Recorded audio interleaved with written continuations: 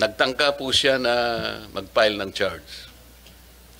Alam po ba niyo kung ano sinabi ng piskal? Sa may parting Laguna po ito eh. Alam mo ba, bata, kung sino yung gusto mong idemanda? Wala kang kalaban-laban dito. So, under the standard, yung success rate mo sa prosecution, wala, zero ka dito eh. So, umuwi yung tao, hindi lamang malungkot na malungkot, kundi prostrated siya. So, ito pong mga ganito yung lumilitaw. Maaring tama rin po kayo na mayroong nangyayari na mga bagay na kinatutuwa ng ilan. Pero mayroon din pong downside kasi. Ang sinasabi natin, wag na yung masyadong highly technical na pag-uusap. Yun lang ma-feel sana ng tao na, kasi po kung hindi naman siya pumupunta sa Bureau of Corrections, paano niya malalaman gaano karami po yung nakukorek natin o ganito. Anyway, kaya ko po tinatanong ito, importante lang na ma-relate po yung Department of Justice sa ordinary na buhay po ng ating mga mamamayan. Yun lang naman po yung ano.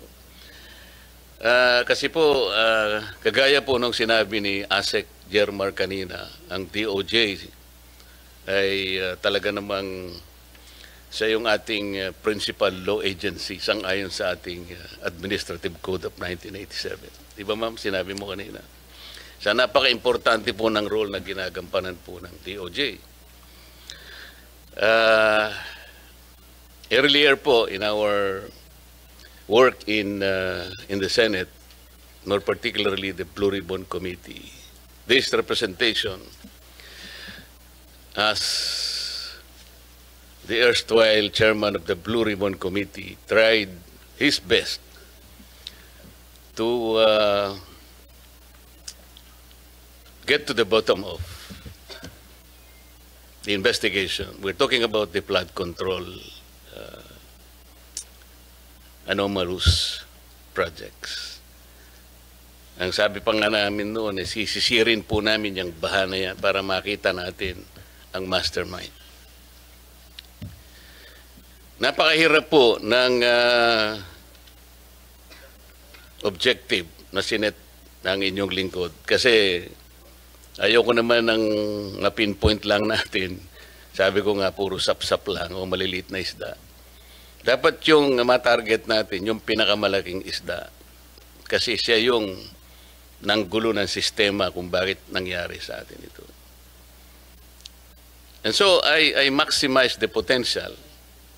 Naisip po yung Witness Protection Program. Dahil sa hirap po ng pagpipinpoint ng utak talaga niyan, mangangailangan ka. So I floated the idea doon sa 15 contractors initially invited in the hearing. Ang sabi ko sa kanila, well, ano po ito, napakahirap po ng inyong kinasasadlakan ngayon sa investigasyon ito. Unang-una, yung offense po na ating pinag-uusapan is a major offense. Plunder nga po ang mangyayari rito. At least marami pang iba. So, kung gusto po ninyo na tulungan ng Estado, meron po tayong remedyo rito because this is legislative investigation. And under the Witness Protection Program, Section 4, sinasabi niya, kung gusto po ninyong tulungan ng Estado, mahirap po ang gagawin nyo, ngunit may nakalaan pong protection and benefit provided by law. So, nung pinload ko po yung idea na yon, dalawa po yung lumabas, yung mag-asawang Diskaya. And initially, he enumerated 17 members of Congress, House of Representatives. Ang nangyari po, kasi hiningi naman nila yung Witness Protection Program, so nung panahon ko po, I recommended that they be processed under the Witness Protection Program. So sumulat po ako sa Senate President, yun naman po yung dapat nagawin. Sa kamalasan naman po, yung araw din na yun, nagkaroon ng coup. So napalitan po ang Senate President, yung naging Senate President, ayaw niya na po. Ayaw niyang ituloy. At dahil nga po, merong sinabi yung former Secretary of Justice We cannot process them until and unless they return yung kanilang mga ninakaw, blah, blah, blah. So the new Senate President, pinangatawanan niya yun. Oo nga naman, sabi niya, the Secretary of Justice, sabi niya, yeah, that's a good policy. Kailangan mag-restitute muna sila before they can covered by the WPP. Paano po? How can we begin to even pretend that we know what to do and to help the state prosecute? Kung sasabihin na kahit nawala po sa batas, ipipilit halimbawa ng inyong dating secretary na kailangan mag-restitute muna. I told him it is not a requirement under the law. But he insisted in saying, well, yeah, it's not in the law, but we can always agree on something like a good policy for the state. Do you agree with him? I agree with the position of Secretary Boying Rimulya, now the Ombudsman. Basically, it being one of the conditions. When we look at this, Your Honor, no, we're looking at on the ultimate objective. Paano yung Estado mananalo at mapapanagot itong mga to? Wala pa pong tapos sa pagpoproseso ng mga nakasalang na nag-a-apply po ng Witness Protection Program. Kasi kaakibat po sa pag-aaral na to, kasama rin po yung under the Witness Protection Program, kasama rin po sa pag-aaral ng atin pong prosecution team na yung paano kung pwede ba under Rule 119 naman pagpasok po.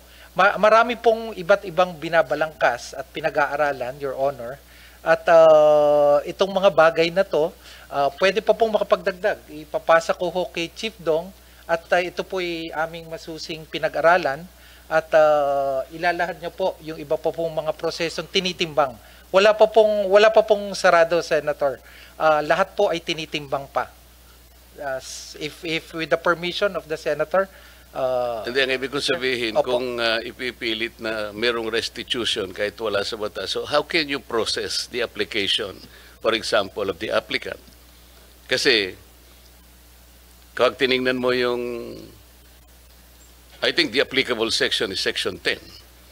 Basahin mo yun, wala namang restitution. So, kung ipipilit natin that somebody should first restitute, doon pa lamang sa title ng batas, Secretary, it is all for the benefit, interest, and protection of the witness. To burden him or her with additional requirement which is not in the law, hindi ko ba intindihan? How can you agree with that? Your Honor, ang tinitingnan po dito ay yung pangkalahatan.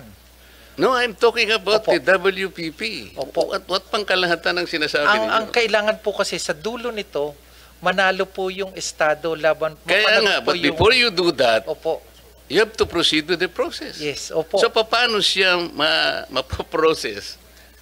Kung ipipilit po na mag-restitute muna, for example, ano i-restitute niya? How much? Sino magkukompute? How can it be done? Sino ang magsasabi na ganito ang dapat niyang i-restitute? Meron na bang ano? Meron na bang pronouncement? We are in the process of asking their help to identify yung mastermind. Opo. It cannot be done easily. Kaya nga natin ginamit ang batas na to help the state. Ngayon, kung kayo po pala ay mag-prescribe ng isa pang requirement which is not in the law, I cannot believe this. Ito yung dilemma namin eh. Kaya nung pinipilit niya, sabi, and ako po nagtataka kung bakit kayo rin nag-agree kayo. So ano po talaga, kayo po yung ano eh. Ang DOJ is the principal law agency. If the principal law agency of this government will not even understand the basic requirements of the law, para lamang magkaroon ng nag-a-apply pa lang yung tao po eh. Imagine, hindi man natin masasabi kung ultimately magko-qualify siya eh. Or even if he qualifies as a state witness, kung hindi niya naman nagagampanan ang tungkulin niya under the program, pwede mo rin siyang alisin eh. So, the point, Mr. Chair, is they cannot even begin to be processed under the law. Kasi naglalagay po kayo ng requirement which has not been included by law.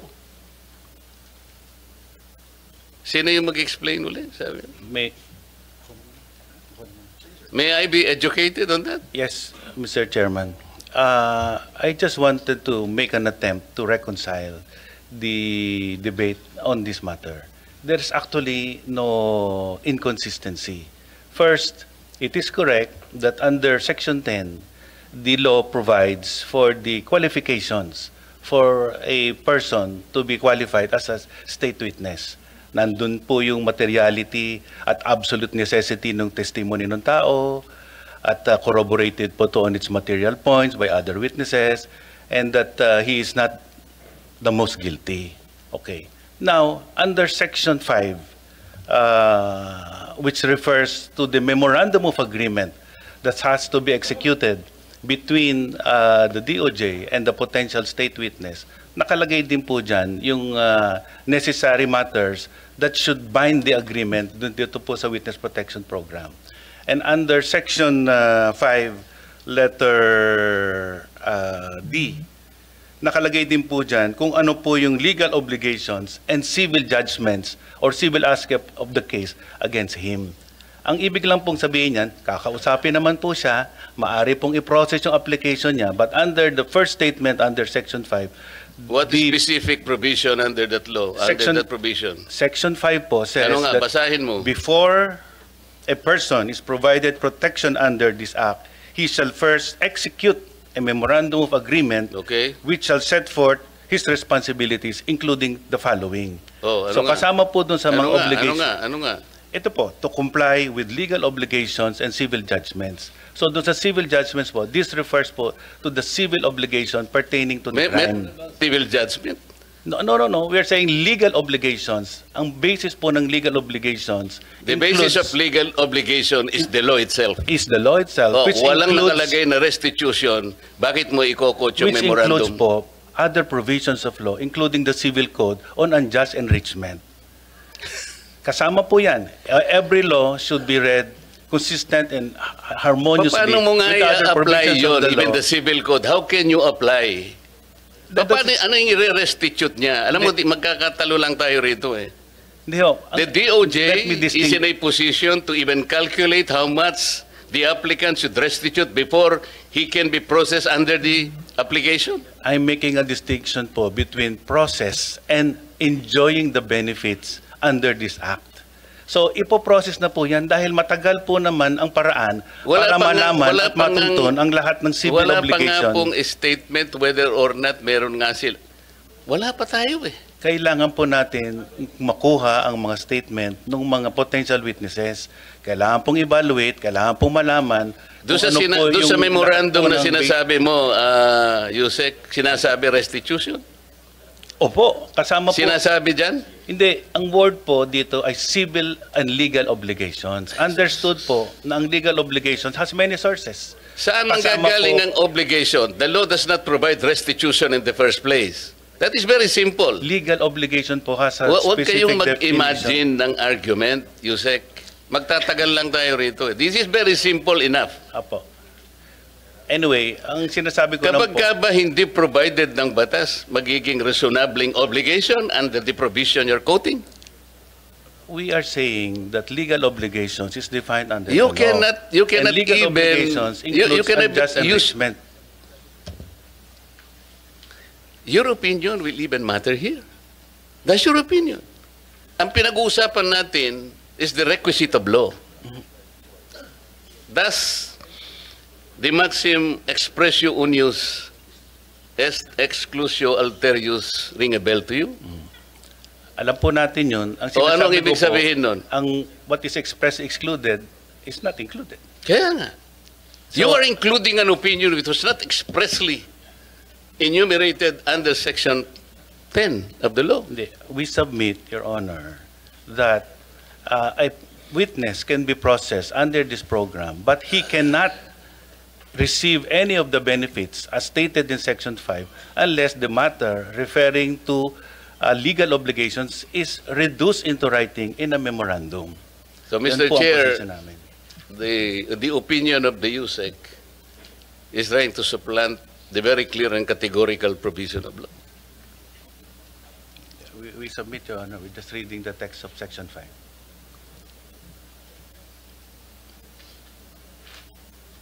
Your Honor, may I also add, we are trying to get to the bottom of the investigation. You are adding an opinion and you are supplanting the basic provision of law. You cannot do that.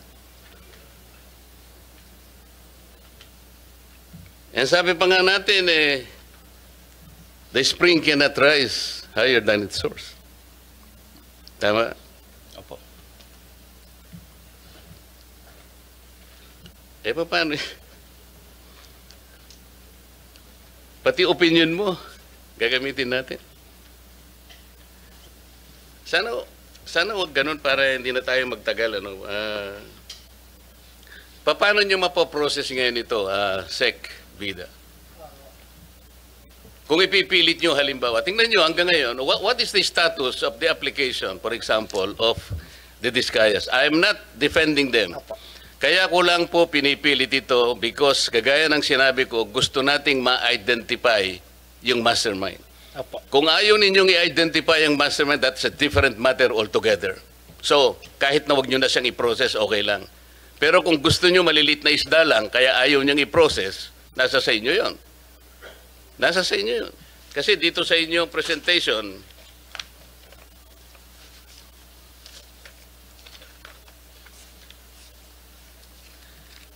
yung Office ng Secretary, yung law enforcement program ninyo, yung percentage of successful prosecution, meaning conviction vis-a-vis acquittal, is 90.14%.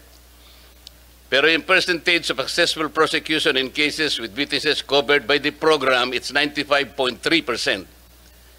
And then the third, percentage of successful prosecution in relevant cases handled by the DOJ prosecutors, 80.5%. So dito mas mataas talaga yung success if you will use the WPP. Hindi nga ako, nagtataka nga ako kung bakit averse kayo dun sa pag-process dun sa, samantalang wala namang nilalagay na restitution, ipipilit nyo para lang hindi sila makover ng program. So ano mangyayari sa batas natin?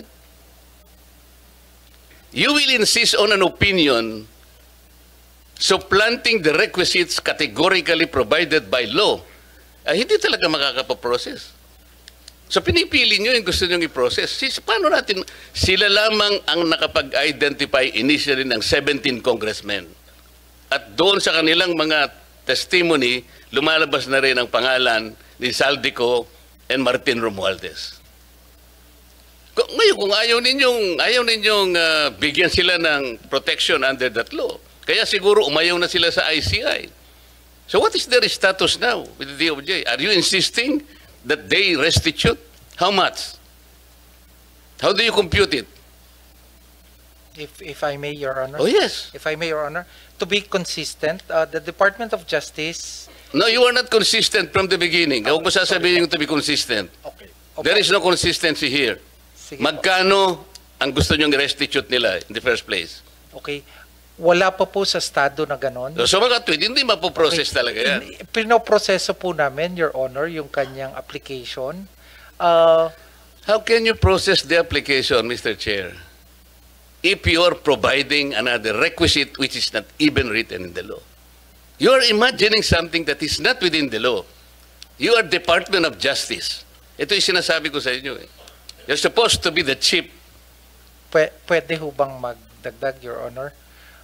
Halimbawa po, sa pagitan po ng pagpapalitan ng statement mula sa witness, sinabi ng isang witness, di ba, kasama ako sa sindikatong ito. Diba? At dahil sa kumita ako, dito sa pagsali ko sa sindikatong ito, kumita ako ng 10 milyon. Kuwasa ho ba naman, hindi pa kukuhanin ng DOJ bago siya matanggap sa Witness Protection Program?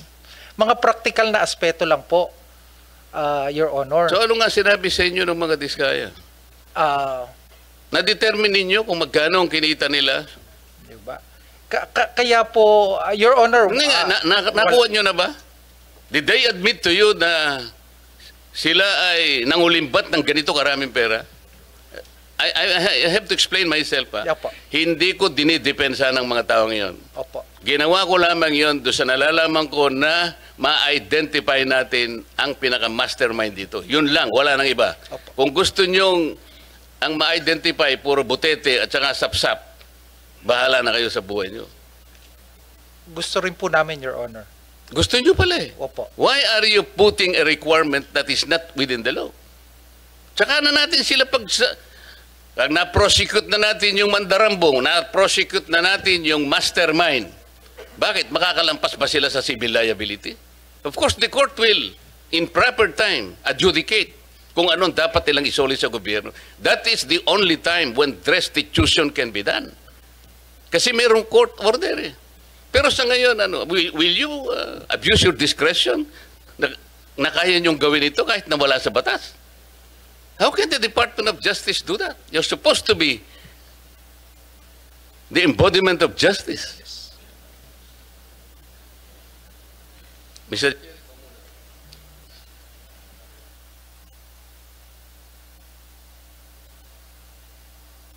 Thank you, Senator Marcoleta, and would like to implore on the Department of Justice to reflect on the exchange between Senator Marcoleta and, of course, the members of the Department of Justice. It's something that the Department of Justice, the department might study carefully,